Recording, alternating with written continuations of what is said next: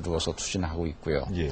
그다음에 이제 입시 제도를 좀 고칠 필요가 있다고 생각합니다. 지난 13년간 93년부터 지금까지니까요. 수능 위주로만 대학생을 전국의 모든 대학이 뽑아왔거든요. 신입생을.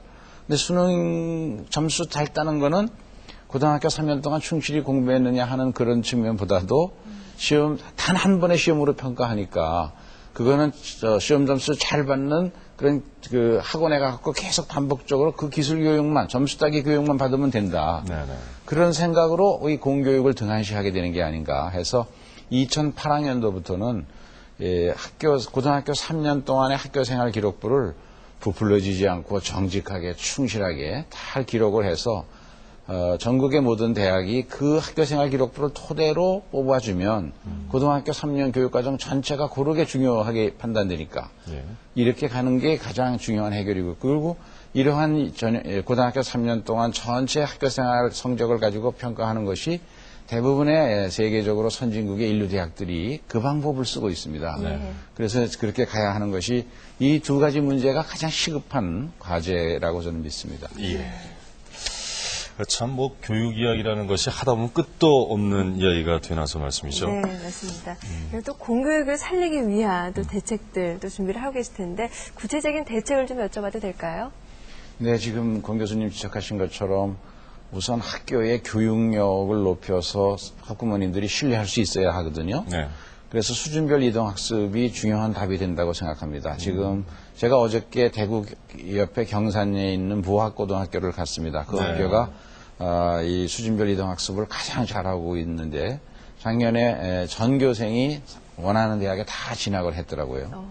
그래서 그 수준별 이동학습에 따르는 여러 가지 어려움을 가령 교재 편성, 평가할 때의 어려움 이런 거를 극복하는 것을 지금 정부가 도와주면서 노력을 하고 있고요. 그리고 이제 또 한 가지가 중학교의 경우 특히 방과 후 학습을 통해서 학부모님들이 적극적으로 참여해서 다양한 특기 적성 교육을 그 방과 후 학습을 통해서 학교 시설에서 지역에 훌륭한 자원봉사자들이 많으시거든요. 예. 대학 교수님들, 각 분야의 전문가들이 사사로건 강사보다 훨씬 훌륭한 선생님들이 많이 계시니까 그분들을 모셔서 하는 방과 후 교육을 더 활성화할 필요가 있다고 생각합니다. 대부분의 선진국이 이런 활동을 하는데요. 네. 그렇게 해서 부모님들이 아이들을 어딘가 학원에 보내지 않으면 좀 불안해하는 심리가 있는 것 같아요.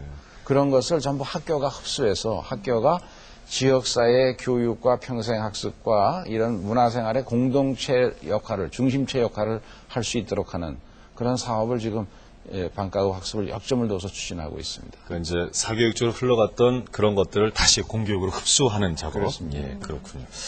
그럼 여기서 예. 또 이 교사의 자질 문제를 한번 따져봐야 되지 않을까 하는 생각이 드는데요. 요즘에 그 교사라는 직업이 굉장히 인기 직업이거든요. 근데 사실 선생님 하면은 아이들에게 있어서는 부모만큼이나 가까운 존재고 그 아이의 인생을 좌지우지할 수 있는 큰 역할을 하시는 분인데 정말 아이를 이해하고 사랑하는 마음에서 교육을 하시는 분들이 얼마나 될지 물론 많이 계시긴 하겠지만 학부모 입장에서는 사실 걱정되는 부분이거든요. 그래서 어떻습니까? 이제 그 교사들을 양성하고 연수하는 아까 권 교수님 지적하신 예. 거요. 또 선생님들이 너무 많은 업무 부담에 시달리지 않도록 교원에 증언을 하고 수업 실수를 경감해드리는 것, 또 승진 제도를 고치는 것 이런 사업들과 함께 선생님들이 자신이 지금 얼마나 평가를 받고 있는가, 잘 가르치는가 못 가르치는가, 전문성이나 수업 준비가 뭐가 부족한가 예. 하는 것들을 동료 교사나 학부모나 학생으로부터 다양한 평가를 통해서 그것을 선생님만 받아보고 이런 부분은 내가 고쳐야겠구나 하는 것을 깨닫게 하는 그런 방법으로 지금 정부가 교원평가제를 포함한 학교 교육력 제고 사업을 시범 운영하려고 하거든요. 예, 예. 전국 10,000개 학교 중에서 우선 한 50개를 시범 운영해보고 그 결과를 가지고 교원단체, 학부모단체 또 정부가 모두 공감하는 그런 안을 만들어 볼까 지금 생각하고 있습니다. 예, 네. 그 안이 하여튼 좀 실효성이 있도록 저희가 좀 기대를 해보겠습니다. 이제 뭐 벌써 저희가 3시간 생방송을 진행했는데 마무리할 시간이 다 됐습니다. 우리 교육은 과거를 논하려는 게 아니죠. 지금 현재 문제를 진단하고 이제 미래를 좀 내다보려고 하는데 시간이 워낙 없어서 우리 신달자 교수님부터 한 30초씩밖에 해당이 안 될 것 같은데 우리 교육의 미래에 관련해서 뭐 제안도 좋고요, 느낌도 좋으시고 한 말씀 짧게 부탁드리겠습니다. 네. 교육 얘기가 아니고요. 네. 우리 사회가 좀 더 뭔가 우리가 지금 상식적으로 알고 있는 뭐 어떤 직업, 어떤 학교가 행복을 주는 게 아니고 내가 좋아하고 내가 그게 인생을 걸 수 있는 것은 우리가 모두 거기에 좀 존중하는 마음을 가지면 이렇게 조금 이렇게 아웅다웅하는 것도 줄어들지 않을까 싶어요. 예.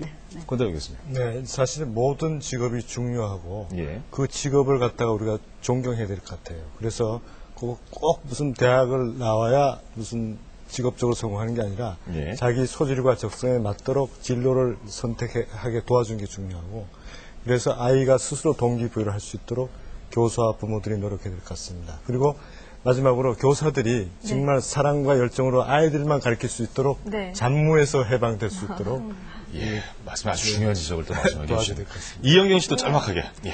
사실 엄마 입장에서 일방적인 교육은 없는 것 같아요. 예. 제가 어떤 교육자의 입장이 아니기 때문에 그 아이의 어떤 꿈을 잘 이룰 수 있도록 교사와 함께 협의하에 우리 아이를 잘 키울 수 있는 게 엄마의 큰 역할인 것 같거든요. 예. 네. 우리 부처님께서도 끝으로 한 말씀 예, 부탁드리겠습니다. 우리 국민들의 교육률이 세계에서 가장 높다고 하지 않습니까? 네. 그런 국민들의 입장에서 보면 우리 교육이 답답하게 느껴지실 점이 많을 겁니다. 저희도 그런 점에서 참 죄송스럽고 합니다만은 그런데 교육이라는 것은 다른 어떤 정부 정책보다도 효과가 더디게 나타나거든요. 예. 최소 3년은 기다려야 된다는 말이 있지 않습니까?